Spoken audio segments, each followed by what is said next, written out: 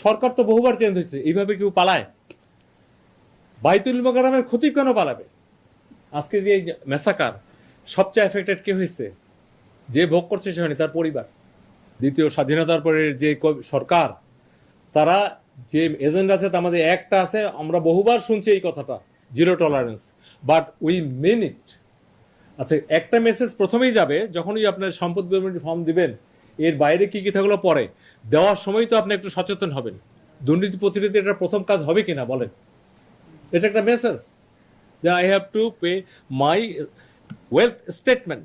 শুধু bank account না, এর সাথে কোথায় কি আছে, জমি জমা, সঞ্চয়পত্র, মানে আমি যদি সম্পদের বিবরণ দেই, এই কমিটিটা যখন হবে, টিওআর হবে, কবে কোথায় কে কিভাবে জমা দেবে, তখন আমরা ওই তালিকাও দিয়ে দেবো সম্পদের মধ্যে কি কি। দুদকে যে সম্পদ বিবরণী আছে ওখানে দেখবেন আপনার অস্ত্র যদি থাকে ওটা ওখানে লিখতে হয়। আমি অন্য আর বিষয়ে গেলামই না। তো এই জন্য আমার মনে হয় যে এই বিষয়টা এখন খুবই জরুরি এবং মেসেজটা দেওয়া দরকার যে কার কত কি সম্পদ, এটা দিলে আমি মনে করি পরিবারগুলো সেভ হবে। আজকে যে মেসাকার, সবচেয়ে এফেক্টেড কে হয়েছে? যে ভোগ করছে সে হয়নি, তার পরিবার। পরিবার আমাদের কেন্দ্রবিন্দু। অ্যান্ড আমরা যদি এই কথা বলি, oldest organisation in the world is family. এর চেয়ে বড় প্রাচীন প্রতিষ্ঠান আর কিছু নাই। আমরা একটা মন্ত্রণালয় আসছি, এটা একটা প্রতিষ্ঠান। আপনারা এখানে সাংবাদিকরা আসছেন, এক একটা মিডিয়ার প্রতিনিধিত্ব করতেছেন। যারা প্রিন্ট মিডিয়া আসছেন, তারা একটা প্রতিনিধিত্ব করতেছেন। তো ওই জায়গাটা যদি ঠিক থাকে, তাহলে কি আপনার শান্তি লাগবে না?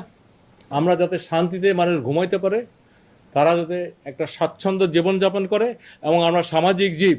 একজন দুর্নীতি করে যখন অনেক বড় হয়, পাশের অফিসারটা থাকে, তাই সে সামাজিকভাবে সেও নিগৃহীত হয়। সমাজ এখন এমন একটা পর্যায়ে গেছে, এদেরকে আরো ডিগ্রেডেশন করে, তুমি আয় করতে পারো না। কিন্তু এটাতে আমরা নিষ্কৃতি চাই। দিন শেষে এবারও প্রমাণিত হইল, যার সম্পদ কম, যার স্বচ্ছতা আছে, যার লোভ নাই, সেই সুস্থ স্বাভাবিক জীবনযাপন করছে। এই সূত্রে একটা কথা বলি, সরকার তো বহুবার চেঞ্জ হয়েছে, এইভাবে কেউ পালায়? বাইতুল মোকাররমের ক্ষতি কেন পালাবে? উনিও তো পালাইছে। আমার ব্যাচমেট, আমি তো অনেক আগে চলে গেছিলাম, সরকার এখানে এনেছে, সরকার আমাদেরকে জনগণের কাজ করার জন্য। আমি তো পালাইনি। আমার ব্যাচমেটরা যারা মাননীয় সংসদ সদস্য হয়েছেন রিটায়ার করার পর, তারাও পালাইছে।